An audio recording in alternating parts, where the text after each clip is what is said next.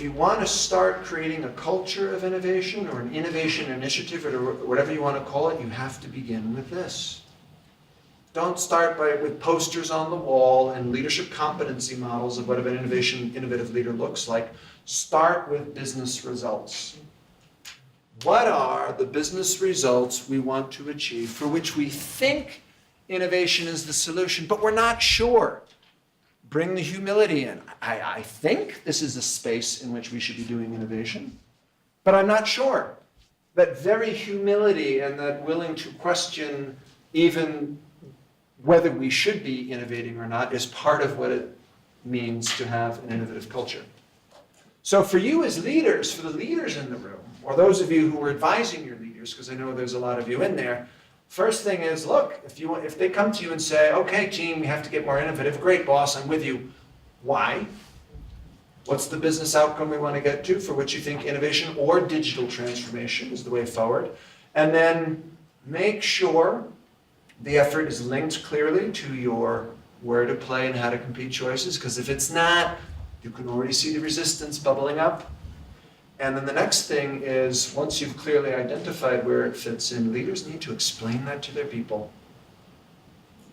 What role innovation and digital transformation is expected to play, and oh yeah, how about this?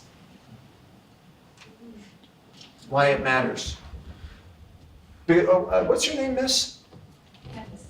Say that again? Candace. So to Candace's point, if Candace is going to ask me to do something innovative, and to Hank's point, I already know the chances of it being successful are quite low, and I'm going to be innovating. At the very least, I want to know my boss cares. If you're going to ask me to do something with an uncertain outcome, I've got to know why this matters. You want me to move from work day to something else? I want to know why. How does this ladder up into the grander vision? And this is where the leadership comes in. Make sure that if you're going to undergo an effort to build innovation capability, you get senior leaders in a room and you whiteboard the answer to 4 questions. You won't be able to do it quickly, but this is it. Why are we doing this? What are the business outcomes we want as a company for which we think innovation and digital transformation is the answer? Great, done. This will exhaust you. This will take time, but when you're done, next question is, oops.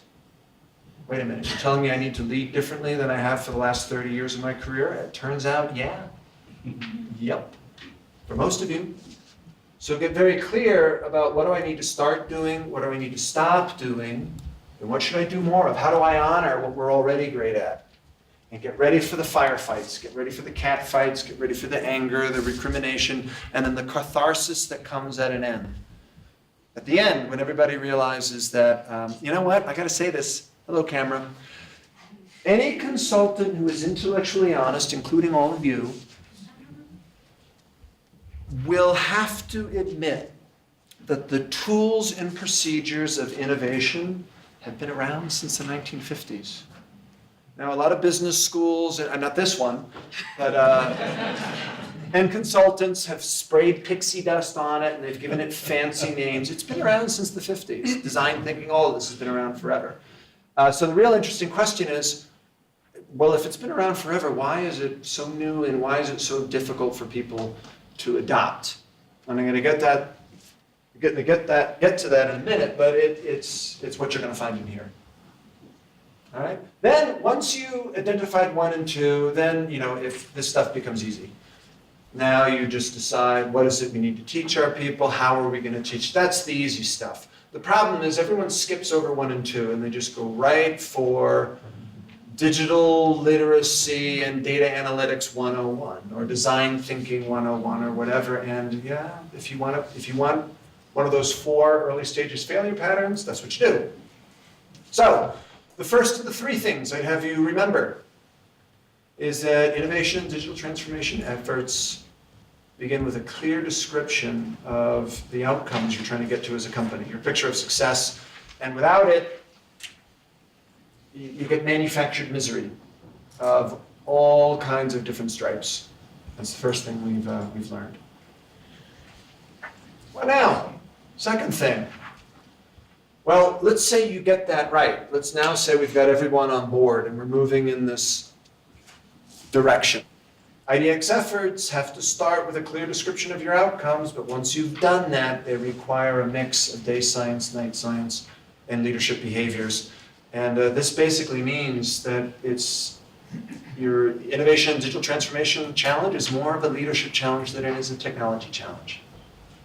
It is. It's more of a leadership challenge than a technology challenge. And the only assumption you need to take on board to accept this is when you realize that technology affords you no competitive advantage at all. None. Yes, it does. Nope. Because the vendor that sold you that technology will sell it to anyone else who wants it. So the question is, if you want to get competitive advantage from digital technology, it's a function of how you use it and how cleverly you get it used.